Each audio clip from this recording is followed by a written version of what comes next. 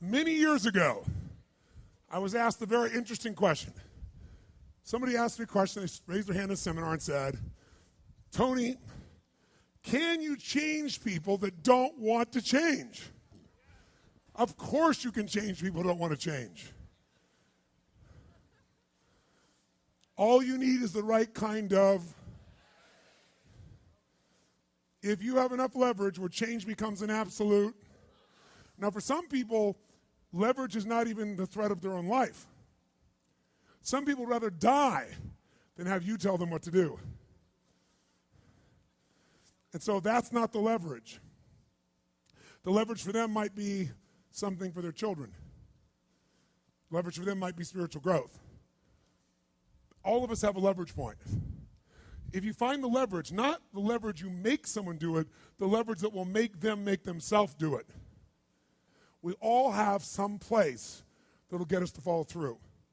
Now, if you get enough leverage and if you interrupt the pattern enough, how many of you ever had a pattern when you were a kid and you had like some obnoxious uncle or something and you were trying to be upset and they'd come like rub your damn head or something to make you crazy and you couldn't stay upset because they kept doing this to you? How many had this happen? Say aye. If you have enough leverage and you break someone's pattern enough times, a new pattern will show up. If you're conscious, you can create the new pattern. So the answer is yes. Now then the question would be, Tony, if all it takes is leverage, then why don't most people change? And I had a lot of answers for that, but that night, I'm a night person.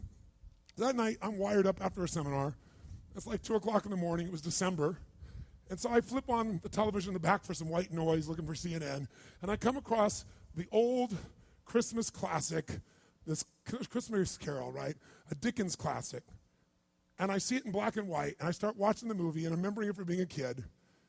And as I'm watching this thing, I see this man named Scrooge who clearly doesn't want to change. In fact, he's certain he doesn't need to change because what's happened is his life went through a lot of pain. And when he got pain, he looked for the source of that pain, and he said it was being close to people. So he decided his people equals pain. Remember the red squares we talked about? So now he wants to avoid people, and he's mean to people. Now, he's also very wealthy financially. He makes up this belief that because I'm mean and tough with people, I'm rich. The truth is he's financially rich. If you watch the movie, you read the story, when everybody else is gone, who's still working? He is. He's hardworking, he's thrifty, he's smart, he's intelligent, but he thinks he's rich because he's mean. So he doesn't want to lose being rich. He doesn't want to lose not being hurt. So he has a belief. Be mean to people and everything works out, even though he's miserable. Can we have beliefs that make no sense and yet still believe them, yes or no? Sure, we just get wired. So I'm watching this guy. Now, the only way people change is if they associate either enough what? Pain, so they have to change, or they associate changing will equal enough what? And ideally, if you get both, you'll change. If you get, every moment I do this, the pain's getting more and more intense, there's a point where you must change. And if I change, I get all this pleasure, you're going to want to change. How many follow? But what equals pain and what equals pleasure is what you associate in your nervous system.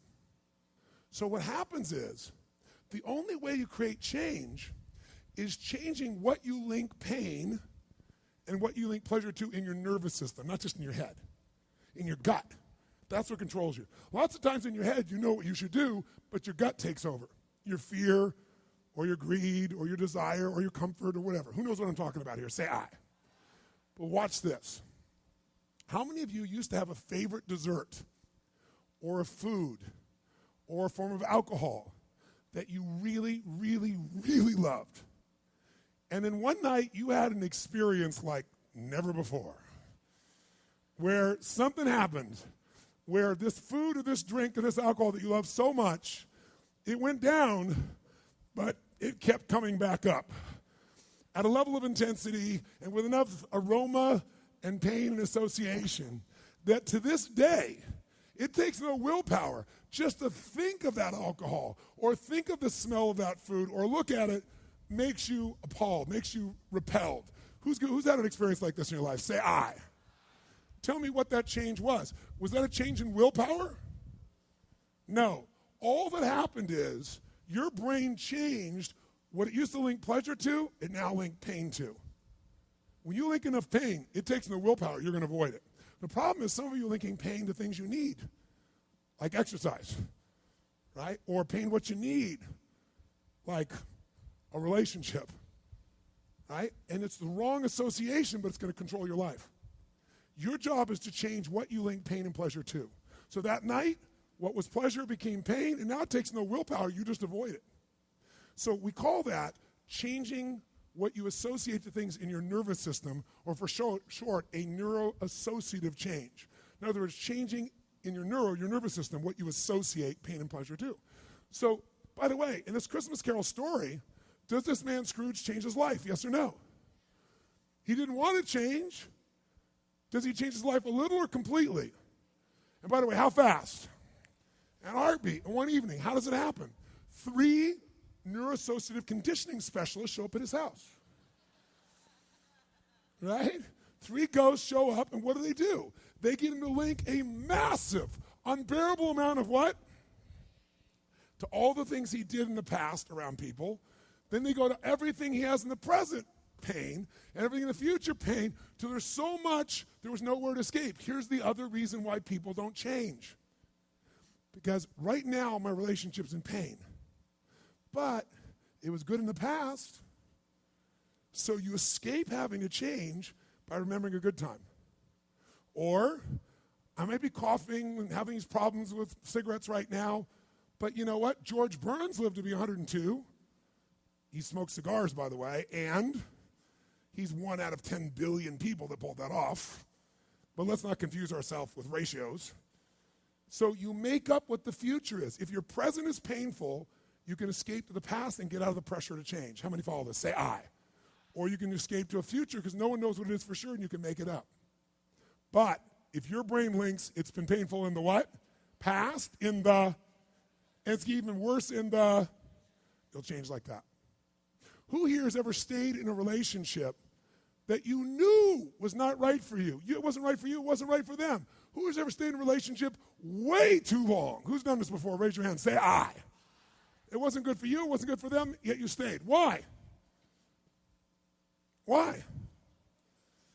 Because even though it's painful in the present, what'd you do? You said, it'll get better over there in the future.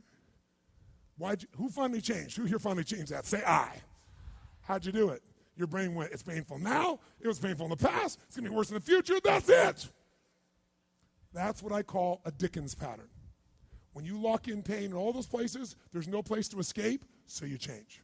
It's like if you put a wall here, and a wall here, and we close them in on you, amazingly, you'll move forward. That's what we're talking about. Giving yourself leverage on yourself that way, not having someone else do it to you, you do it to yourself. That's when you got the power again. How many get it? Say I.